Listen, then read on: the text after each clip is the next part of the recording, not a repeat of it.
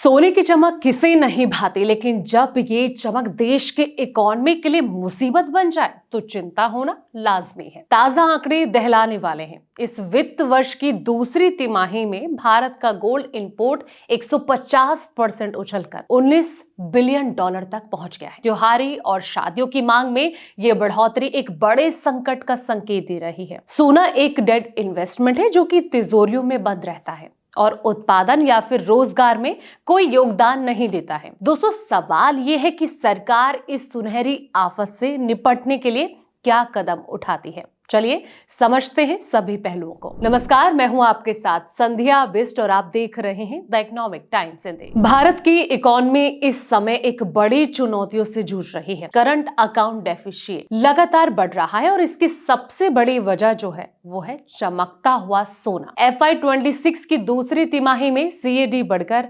12.3 billion dollar तक पहुंच गया है, जो कि GDP का 1.3% है। पहली नजर में ये सिर्फ एक आर्थिक आंकड़ा लग सकता है, लेकिन इसके पीछे छिपा कारण सरकार और अर्थशास्त्रियों दोनों को चिंतित कर रहा है। सोने के इंपोर्ट में तिमाही दर तिमाही 150% की जोरदार बढ़त ने पूरे ट्रेड बैलेंस की तस्वीर ही बदल दी है। यही नहीं, एक्सपोर्ट भी कमजोर पड़ा है, जैसे कि अंतर्राष्ट्रीय व्यापार में भारत की स्थिति और चुनौतीपूर्ण होती जा रही है। सोने का इंपोर्ट क्यों बना सबसे बड़ी परेशानी? चलिए अब इस मुद्दे को समझते हैं। दूसरी तिमाही में गोल्ड इंपोर्ट उछलकर 19 बिलियन डॉलर पहुंच गया है। भारतीय त्योहारों और साथ ही शादी के सीजन में सोने की मांग हमेशा बढ़ जाती है, लेकिन इस बार बढ़ोतरी असामान्य रही है। इसके उलट माल का एक्सपोर्ट कम होकर करीब 109 बिलियन डॉलर पर रहा, जबकि इंपोर्ट बढ़कर 197 बिलियन डॉलर हो गया है। ऐसे में मर्चेंडाइज ट्रेड गैप और भी गहराता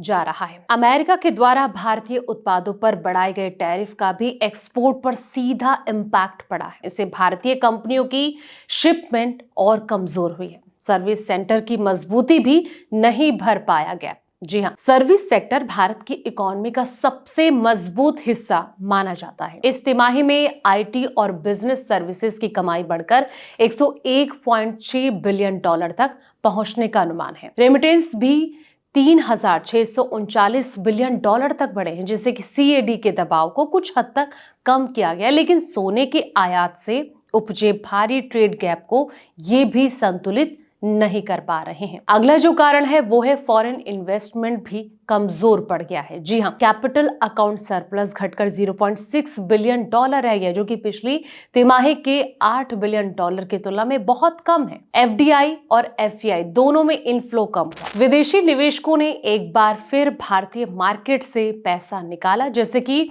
बैलेंस ऑफ पेमेंट पर अतिरिक्त दबाव पड़ा है। इसका सीधा असर भारतीय रिजर्व बैंक के फॉरेन एक्सचेंज रिजर्व पर पड़ा है और तिमाही के दौरान लगभग 11 बिलियन डॉलर की गिरावट दर्ज की गई है। आगे की चुनौती क्या होगा, अब समाधान? चलिए अब आखिर में सवाल का जवाब जानते हैं। दोस्तों, एनालिस्ट मानते हैं कि सर्विस एक्सपोर्ट और रेमिटेंस भारत की मजबूत बने रहेंगे, लेकिन अगर गोल्ड इंपोर्ट इसी रफ्तार से बढ़ता रहा तो CAD और BOP पर दबाव बना रहेगा। ट्रेड गैप को नियंत्रित रखने के लिए गोल्ड इंपोर्ट को कम करना और साथ ही एक्सपोर्ट को बढ़ावा देना अहम होगा। इसके अलावा विदेशी निवेश की वापसी भी आर्थिक स्थिरता के लिए बेहद ज्यादा जरूरी है। तो दोस्तों, फिलहाल इस वीडियो में इतना ही। ऐसे ही तमाम अपडेट्स के लिए आप देखते रहें द इकोनॉमिक टाइम्स हिंदी।